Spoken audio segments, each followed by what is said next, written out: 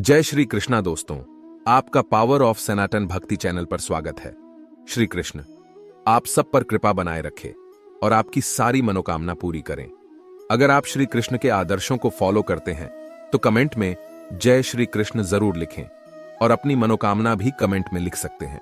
Video शुरू करने से पहले अगर आप चैनल पर नए हैं तो चैनल को सब्सक्राइब कर लीजिए और सभी कमेंट में जय श्री कृष्णा जरूर लिखें और वीडियो को पूरा जरूर देखें। तो शुरू करते। नमस्कार साथियों, श्री कृष्ण कहते हैं कि भक्ति में अगर मन लगने लगे तो समझ लो कि आपने भगवान को नहीं बल्कि भगवान ने आपको चुना है।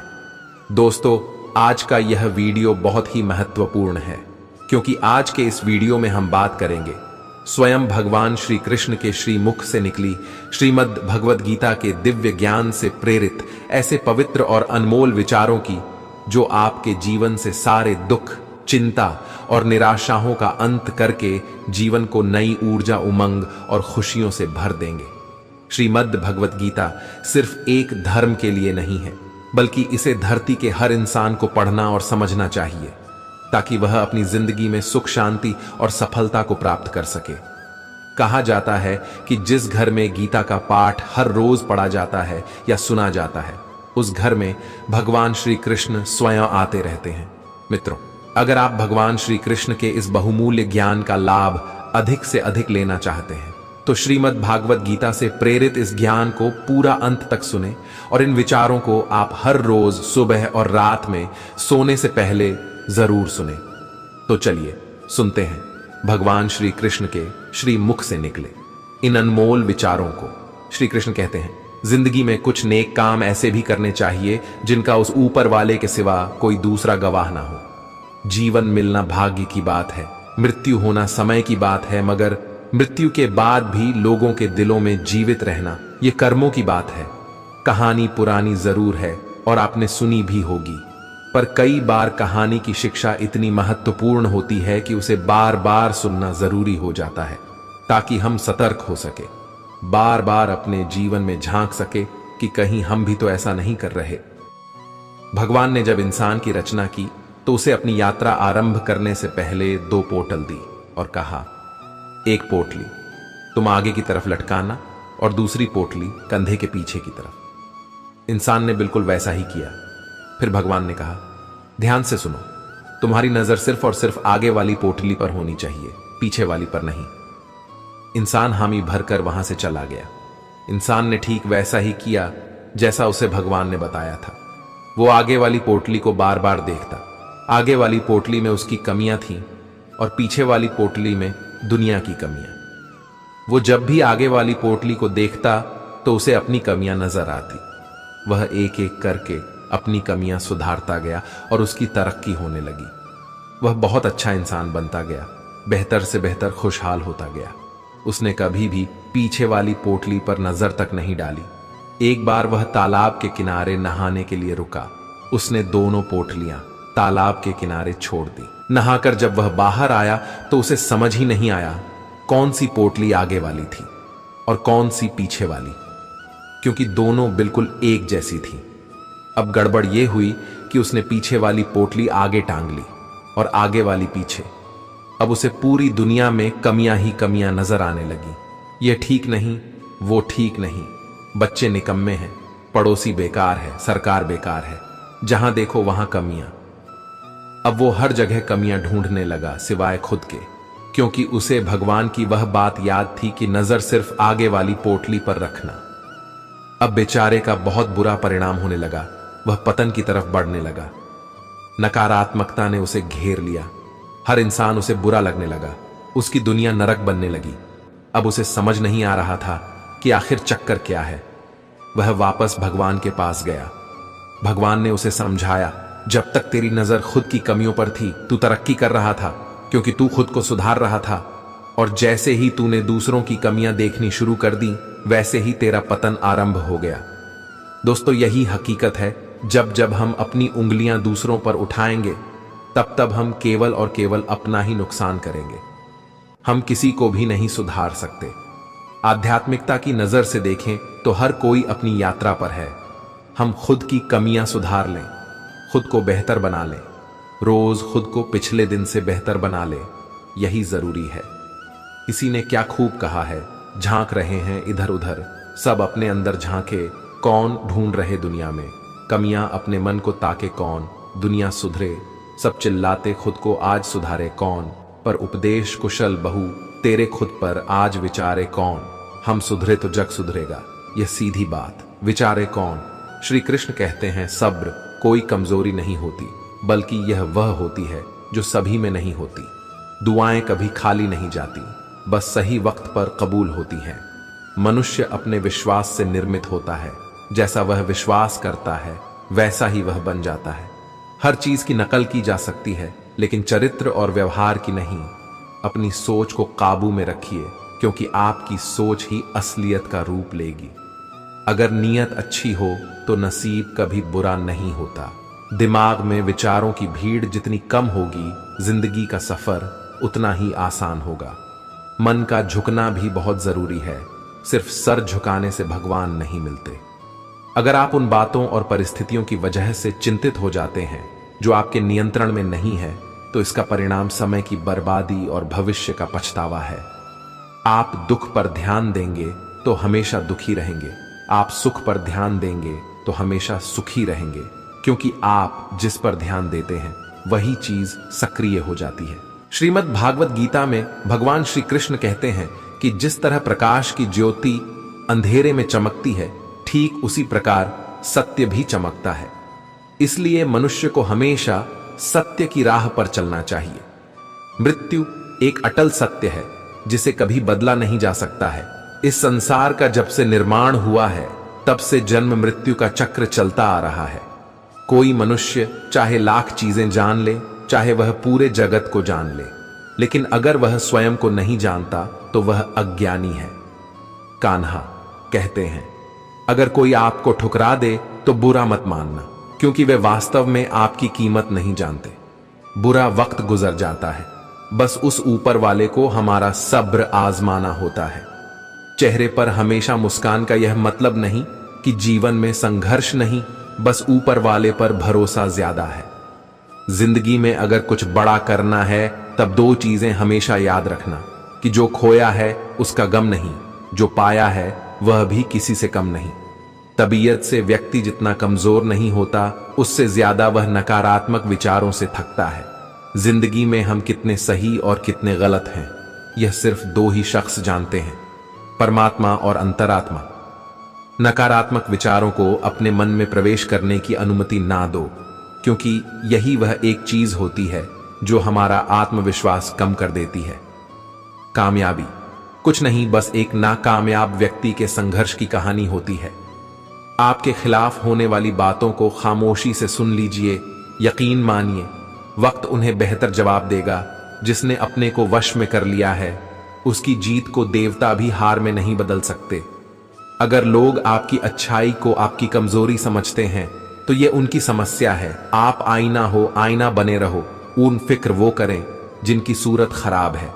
श्रीमद् भगवत गीता में भगवान श्री कृष्ण कहते हैं कि हे अर्जुन, तुम्हारा क्या गया जो तुम रोते हो? तुम क्या लाए थे जो तुमने खो दिया? तुमने क्या पैदा किया था जो नष्ट हो गया? तुमने जो लिया यहीं से लिया, जो दिया यहीं पर दिया। जो आज तुम्हारा है कल किसी और का होगा, क्योंकि परिवर्तन ही संसार का नियम है और समय के साथ संसार में हर चीज परिवर्तन के नियम का पालन करती है। भगवान श्री कृष्ण कहते हैं, कर्म योग ही वह योग है जिसके माध्यम से हम अपने जीवात्मा से जुड़ पाते हैं। कर्म योग हमारे आत्मज्ञान को जागृत करता है।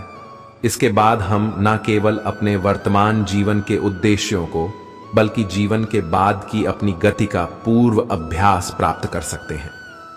इस योग में कर्म के द्वारा ईश्वर की प्राप्ति की जाती है। श्रीमद् भगवत गीता में कर्म योग को सर्वश्रेष्ठ माना गया है।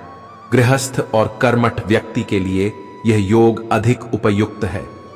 कर्म योग सिखाता है कि कर्म के लिए कर्म करो, आसक्ति रहित होकर कर्म करो। कर्म योगी इसीलिए कर्म करता है कि कर्म करना उसे अच्छा लगता है। कर्म योगी कर्म का त्याग नहीं करता, वह केवल कर्म फल का त्याग करता है और दुखों से मुक्त हो जाता है। उसकी स्थिति इस संसार में एक दाता के समान है और वह कुछ भी पाने की कभी चिंता नहीं करता। वह जानता है कि वह दे रहा और बदले में कुछ मांगता नहीं, और इसीलिए वह दुख के चंगुल में नहीं पड़ता। संसार का कोई कार्य ब्रह्म से अलग नहीं है, इसलिए कार्य की प्रकृति कोई भी हो, निष्काम कर्म सदा ईश्वर को ही समर्पित हो जाता है। हे अर्जुन, पुनर्जन्म का कारण वासनाओं या अतिरिक्त कामनाओं का संचय है। कर्मयोगी कर्म फल के चक्कर में ही नहीं पड़ता, अतः वासनाओं का संचय भी नहीं होता। इस प्रकार कर्मयोगी पुनर्जन्म के बंधन से भी मुक्त हो जाता है।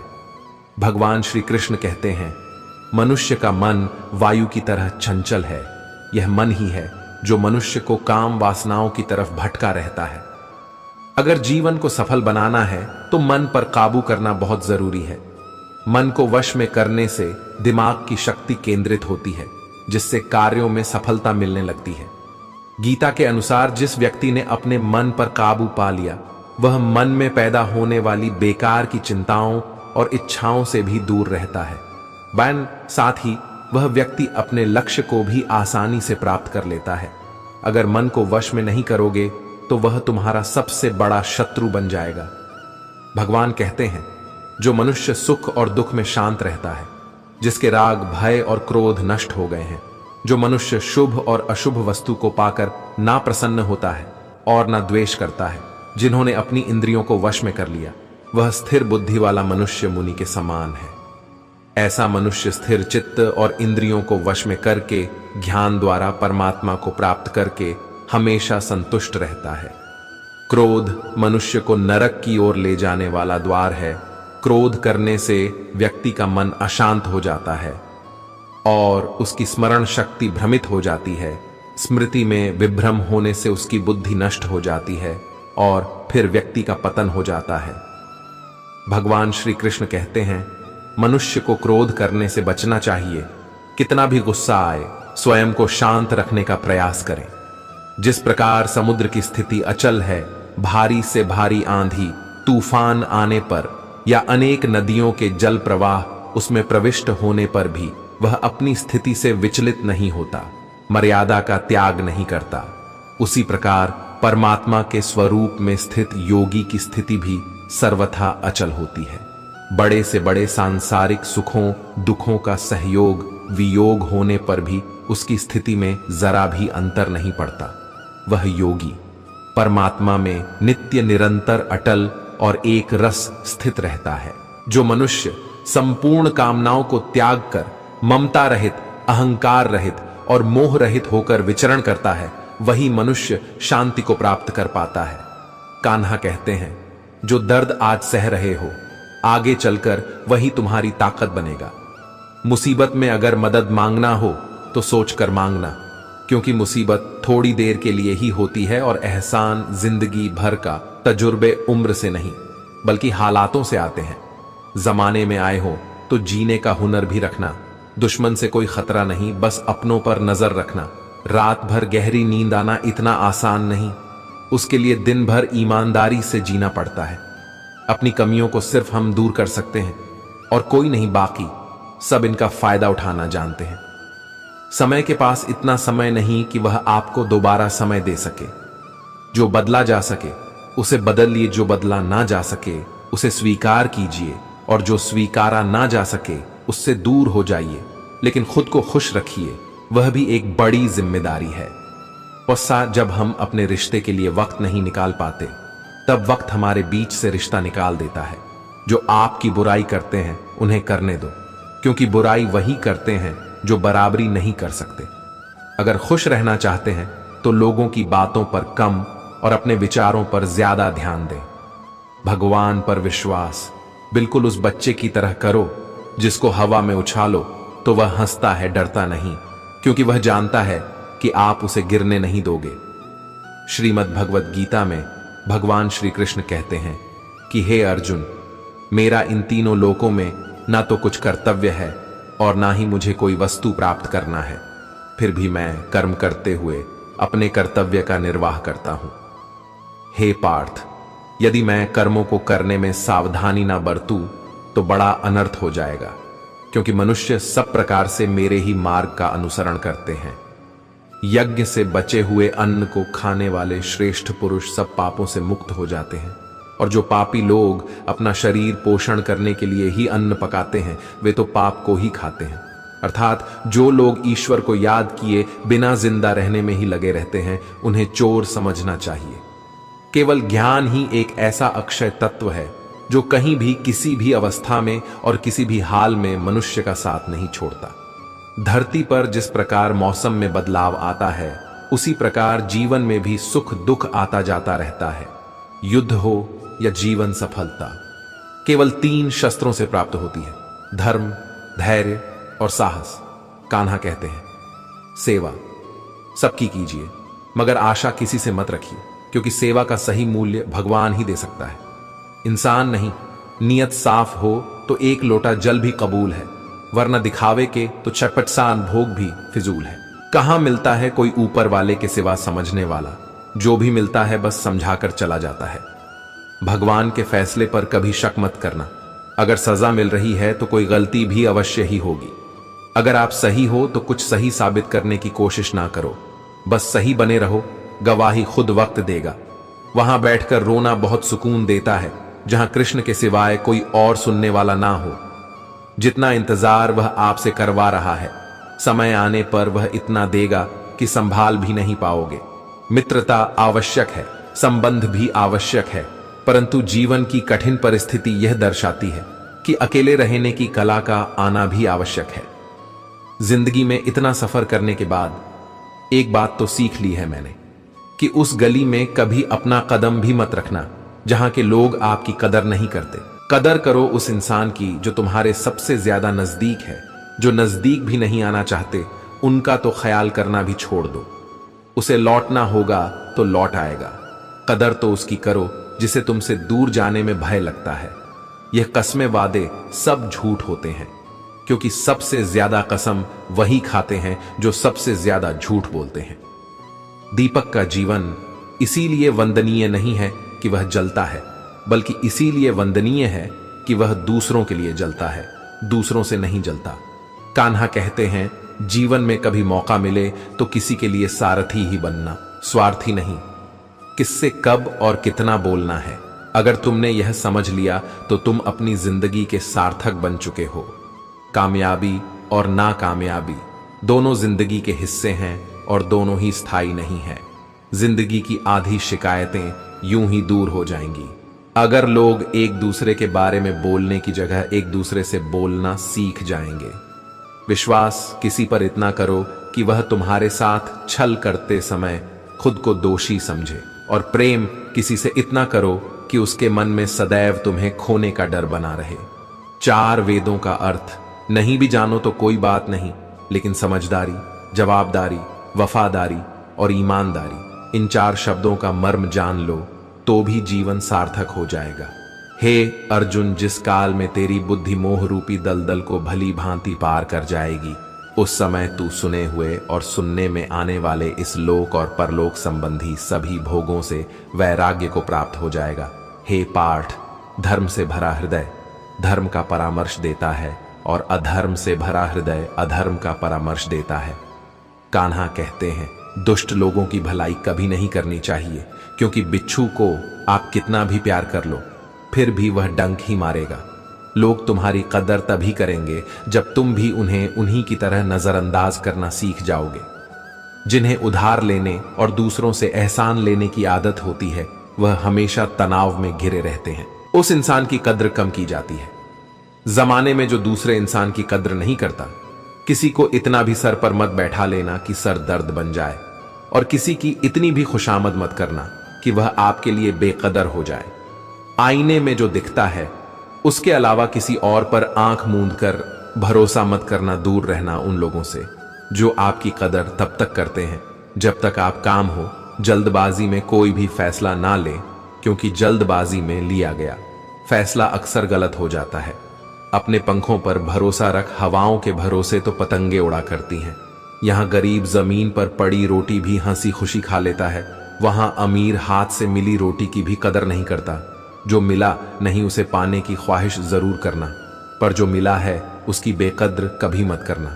प्यार का असर उस रिश्ते में खत्म हो जाता है जहां एक दूसरे की कद्र करना कम हो जाता है। जिन्हें जो कहना है कहने दो, उनको हम नहीं, वक्त जवाब देगा। क्यों भरोसा करता है तू गैरों पर, जबकि चलना है अपने ही पैरों पर। जिन्हें नींद से प्यार है वह सुहाने सपने देखते रहते हैं, पर जिन्हें अपने सपनों की कदर है उन्हें नींद तक नहीं आती। जहां रहने के लिए घर मिल जाए पर घर के लोगों से कदर ना मिले, ऐसे घर पर रहने से अच्छा सड़क पर रहना है। श्रीमद् भागवत गीता में भगवान श्री कृष्ण कहते हैं कि हे अर्जुन, जो न कभी हर्षित होता है, न किसी से द्वेष करता है, न शोक करता है, न कामना करता है, जो शुभ और अशुभ संपूर्ण कर्मों का त्यागी है, वह ज्ञानी मनुष्य मुझको अति प्रिय है। मुझे पाने के 3 तरीके हैं, ध्यान योग, ज्ञान योग और कर्म योग, और इन सब में कर्म योग सबसे प्रधान है। जिस प्रकार मनुष्य अपने पुराने वस्त्रों को त्याग कर नए वस्त्र धारण करता है, ठीक उसी प्रकार आत्मा पुराने व्यर्थ शरीर को त्याग कर नए शरीर को धारण करता है। यही प्रकृति का नियम है।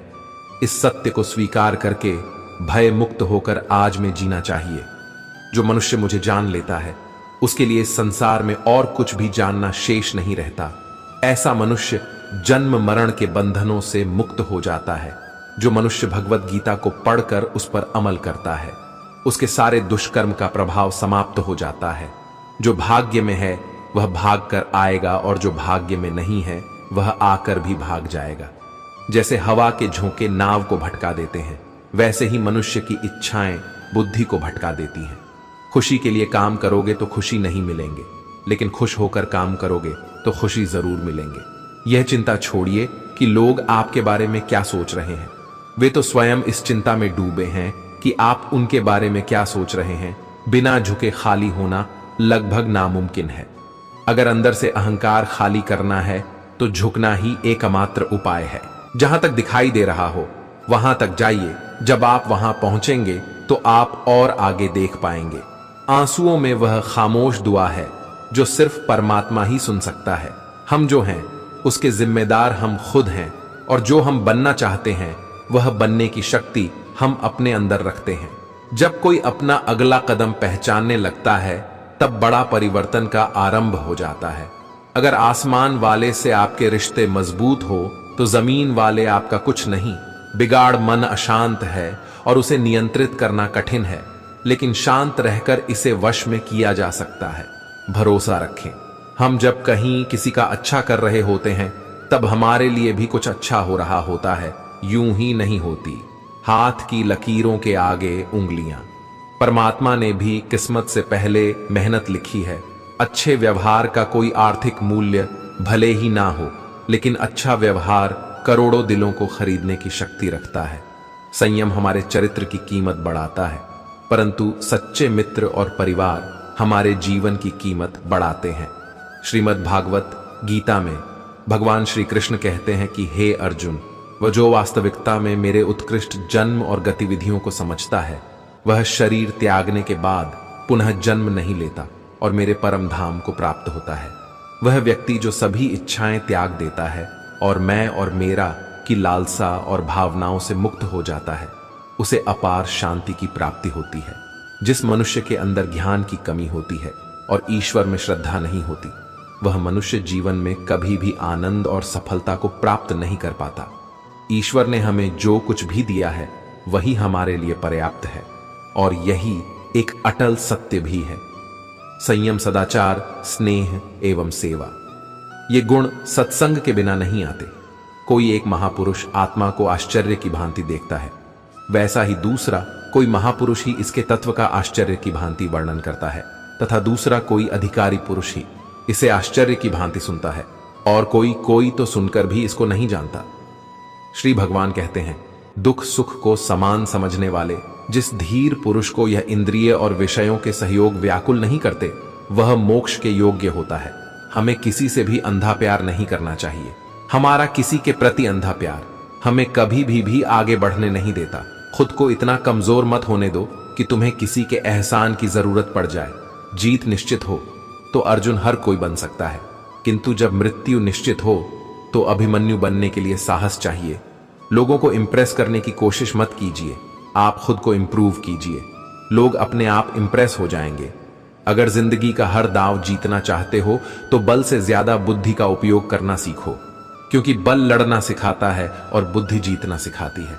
कभी पीठ पीछे आपकी बात चले तो घबराना मत, क्योंकि बात उन्हीं की होती है जिनमें कोई खास बात होती है।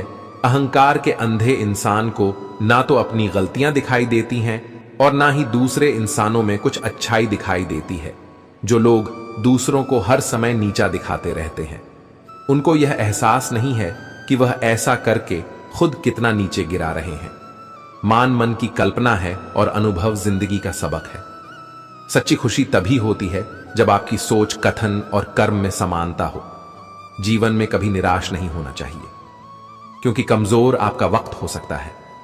आप नहीं, जैसे तेल समाप्त हो जाने पर दीपक बुझ जाता है, उसी प्रकार कर्म के क्षीण हो जाने पर भाग्य भी नष्ट हो जाता है।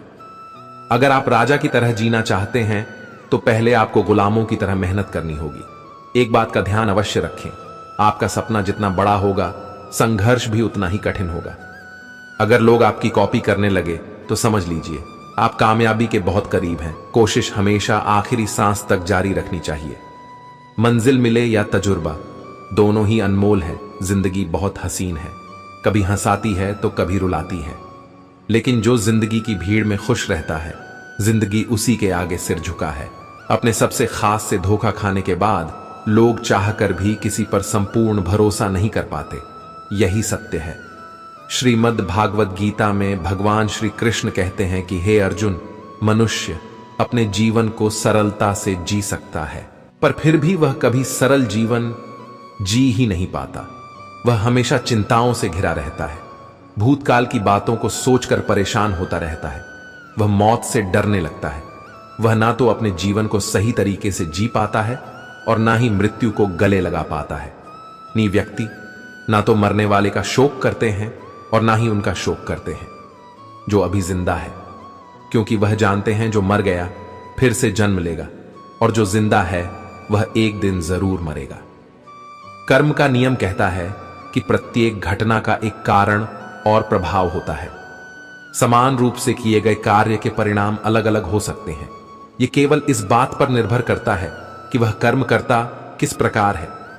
जिस प्रकार आग एक लकड़ी को जलाकर राख कर देती है, उसी प्रकार आत्मज्ञान आपके अंदर चलने वाले सभी द्वैत कार्यों को भस्म करके आपको आंतरिक शांति प्रदान करता है। हे पार्थ, ब्राह्मण, क्षत्रिय, वैश्य और शूद्र, इन 4 वर्णों का समूह गुण और कर्मों के अनुसार मेरे द्वारा रचा गया है। इस प्रकार इस सृष्टि की रचना आदि कर्म का कर्ता होने पर भी विनाशी परमेश्वर को तू वास्तव में अकेला जान, अवकर्म करो, लेकिन फल की इच्छा से नहीं, बस अपना कर्म करते जाओ और आगे बढ़ते जाओ। जिसकी आसक्ति सर्वथा नष्ट हो गई है, जो अपनी देह पर अभिमान नहीं करता और जो ममता से रहित हो गया है, जिसका चित्त निरंतर परमात्मा के ज्ञान में स्थित रहता है, वैसा कर्मयोगी अपना कर्म यज्ञ की तरह करता है और मोक्ष को प्राप्त होता है। जो अपना सब कुछ परमात्मा को कर देता है, जिसके लिए परमात्मा ही सब कुछ है, जो अपने हर कर्म में परमात्मा को देखता है और हर कर्म परमात्मा के लिए करता है, वैसा कर्मयोगी मोक्ष का अधिकारी होता है। नई शुरुआत इंसान को थोड़ा डराती है, पर याद रखना, सफलता मुश्किलों के बाद ही नजर आती है। कौन क्या कर रहा है, कैसे कर रहा है, क्यों कर रहा है, इन सब से आप जितना दूर रहोगे आप उतना ही खुश रहोगे। कोई हमारा बुरा करे यह उसका कर्म है, लेकिन हम किसी का बुरा ना करें यह हमारा धर्म है। कोई भी रिश्ता अपनी मर्जी से नहीं जुड़ता, क्योंकि आपको कब, कहां और किससे मिलना है यह सिर्फ ऊपर वाला ही तय करता है। जिंदगी में 2 लोगों का होना बहुत जरूरी है। एक कृष्ण जो न लड़े फिर भी जीत पक्की कर दे, दूसरा कर्ण जो हार सामने हो फिर भी साथ ना छोड़े। कान्हा कहते हैं, तू करता वही है जो तू चाहता है, मगर होता वही है जो मैं चाहता हूं। तू वही कर जो मैं चाहता हूं, फिर होगा वही जो तू चाहता है। इंसान गलत कार्य करते समय दाएं बाएं आगे पीछे चारों तरफ देखता है, बस ऊपर देखना भूल जाता है। जो मनुष्य ऊपर देख पाता है वह कभी गलत काम करने की हिम्मत नहीं करता। मित्र भगवान श्री कृष्ण कहते हैं कि जो भी मेरे भक्त श्रद्धा से मुझे भजते, मेरा नाम जपते हैं, मेरी पूजा करते हैं तथा मुझसे प्रेम करते हैं, वह मेरे हैं और मैं उनके सभी कष्टों का ऋण करके उन्हें वह सभी सुख प्रदान करता हूं जिनकी वह कामना करते हैं। मित्र, एक समय की बात है, भोला नाम का एक आदमी शहर की एक छोटी सी गली में रहता था। वह मेडिकल की दुकान चलाता था। सारी दवाइयों की उसे अच्छी जानकारी थी। पूरी दुकान खुद संभालता था, इसलिए कौन सी दवा कहाँ रखी है उसे अच्छी तरह पता था। वह पूरी ईमानदारी से अपना काम करता था। ग्राहकों को सही दवा सही दाम पर देता था। सब कुछ अच्छा होने के बाद भी भोला नास्तिक था। भगवान में उसका जरा भी विश्वास नहीं था। वह पूरा दिन दुकान पर काम करता और शाम को परिवार तथा दोस्तों के साथ समय गुजरता था।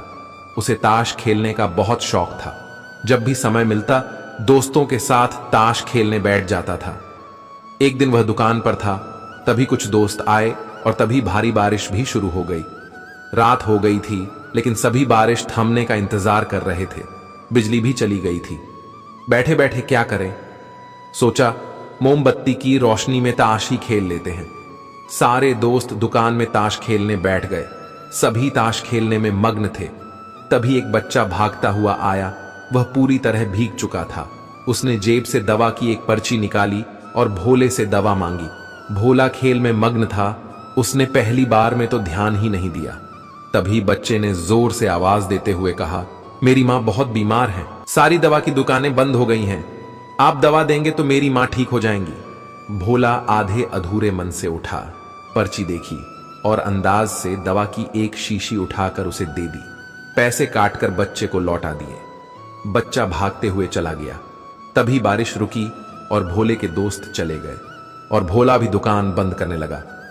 तभी उसे ध्यान आया कि रोशनी कम होने के कारण उसने गलती से बच्चे को चूहे मारने वाली दवा की शीशी देती है। भोला के हाथ पांव फूल गए। उसका दिल जोर जोर से धड़कने लगा। उसकी 10 साल की नेकी पर मानो जैसे ग्रहण लग गया। उस बच्चे के बारे में सोचकर वह घबराने लगा। सोचा यदि वह दवाई उसने अपनी बीमार मां को दे दी तो वह अवश्य मर जाएगी। बच्चा भी बहुत छोटा होने के कारण उस दवाई को तो पढ़ना भी नहीं जानता होगा। एक पल वह अपनी इस भूल को कोसने लगा और ताश खेलने की अपनी आदत को छोड़ने का निश्चय कर लिया। पर यह बात तो बाद में देखी जाएगी। अब क्या किया जाए, उस बच्चे का पता ठिकाना भी तो वो नहीं जानता। कैसे उसकी बीमार मां को बचाया जाए। सच में कितना विश्वास था उस बच्चे की आंखों में। भोला को कुछ सूझ नहीं रहा था। घर जाने की उसकी इच्छा मर गई। दुविधा और बेचैनी उसे घेरे हुए थी। घबराहट में वह इधर उधर देखने लगा। पहली बार उसकी नजर दीवार के उस कोने में गई जहां उसके पिता ने जिद करके भगवान श्री कृष्ण की तस्वीर दुकान के उद्घाटन के वक्त लगाई थी। तब पिता ने कहा था, भगवान की भक्ति में बहुत शक्ति होती है। वह हर जगह व्याप्त है और हमें सदैव अच्छे कार्य करने की प्रेरणा देता है। भोला को वह सारी बातें याद आने लगी। आज उसने इस अद्भुत शक्ति को आजमाना चाहा। उसने कई बार अपने पिता को भगवान की तस्वीर के सामने हाथ जोड़कर आंखें बंद करते हुए पूजा करते देखा था। उसने भी आज पहली बार कमरे के कोने में रखी उस धूल भरी कृष्ण की तस्वीर को देखा और आंखें बंद कर दोनों हाथों को जोड़कर वहीं बैठ गया। कुछ देर बाद वह छोटा बच्चा फिर दुकान में आया। पसीना पोंछ हुए उसने कहा, क्या बात है बेटा, तुम्हें क्या चाहिए? बच्चे की आंखों से पानी छलकने लगा। उसने रोते रोते कहा, बाबूजी, मां को बचाने के लिए मैं दवाई की शीशी लेकर भागता जा रहा था। घर के करीब पहुंच भी गया था, लेकिन बारिश की वजह से आंगन में पानी भरा था और मैं फिसल गया। दवाई गिर गई। क्या आप मुझे वहीं दवाई की दूसरी शीशी दे सकते हैं? बाबूजी, बच्चे ने उदास होकर पूछा। भोला ने राहत की सांस लेते हुए कहा, क्यों नहीं। पर उस बच्चे ने दवाई की शीशी लेते हुए कहा, बाबूजी, मेरे पास तो पैसे नहीं हैं। उस बच्चे ने अब की बार जरा संभल कर जाना। भोला भगवान को धन्यवाद देता हुआ अपने हाथों में उस धूल भरी तस्वीर को लेकर अपनी धोती से पहुंचने लगा और अपने सीने से लगा लिया। उसे समझ में आ गया कि भक्त अगर मन से भगवान को याद करे तो भगवान उसकी रक्षा जरूर करते हैं और भगवान उनके सारे संकट हर लेते हैं। हम जो कुछ भी है वह हमने आज तक क्या सोचा, इस बात का परिणाम है। यदि कोई व्यक्ति बुरी सोच के साथ बिताया काम करता है तो उससे कष्ट ही मिलता है। यदि कोई व्यक्ति शुद्ध विचारों के साथ बोलता है या काम करता है तो उसकी परछाई की तरह खुशियों उसका साथ कभी नहीं छोड़ती। महान कार्य को करने का यही तरीका है कि आप उसे पसंद करें जो आप करना चाहते हैं। मैदान से हारा हुआ इंसान तो फिर से जीत सकता है, लेकिन मन से हारा हुआ इंसान कभी नहीं जीत सकता। इसलिए मन से कभी हार मत मानना। अगर आपने सफर शुरू कर ही दिया है तो बीच रास्ते से लौटने का कोई फायदा नहीं होगा, क्योंकि वापस आने में जितनी दूरी तय होगी क्या पता मंजिल उससे भी पास हो। नामुमकिन कुछ भी नहीं है। हम वह सब कर सकते हैं जो हम सोच सकते हैं, और वह सब सोच सकते हैं जो हमने कभी नहीं सोचा कि सब कुछ संभव है। प्रभु, सुख देना तो बस इतना देना कि जिससे अहंकार ना आए, और दुख देना तो बस इतना कि जिससे आस्था ना खो जाए। जिंदगी में सिर्फ शहद ही ऐसा है जिसको 1000 साल के बाद भी खाया जा सकता है, और शहद जैसी बोली से सालों साल तक लोगों के दिल में राज किया जा सकता है। रास्ते कभी खत्म नहीं होते, बस लोग हिम्मत हार जाते हैं। तैरना सीखना है तो पानी में उतरना ही होगा। किनारे बैठकर कोई गोताखोर नहीं बनता। एक ऐसा लक्ष्य निर्धारित करें जो आपको सुबह बिस्तर से उठने पर मजबूर कर दे। किसी के पैरों में गिरकर प्रतिष्ठा पाने के बदले अपने पैरों पर चलकर कुछ बनने की ठान लो। जिस व्यक्ति ने कभी गलती नहीं की, उसने कभी कुछ नया करने की कोशिश नहीं की। मुश्किल कोई आ जाए तो डरने से क्या होगा, जीने की तरकीब निकालो, मर जाने से क्या होगा। तू जिंदगी को जी, उसे समझने की कोशिश ना कर। एक सपने के टूटकर चकनाचूर हो जाने के बाद दूसरा सपना देखने के हौसले को ही जिंदगी कहते हैं। श्री कृष्ण कहते हैं, मनुष्य का जीवन केवल उसके कर्मों पर चलता है। जैसा उसका कर्म होता है वैसा उसका जीवन होता है।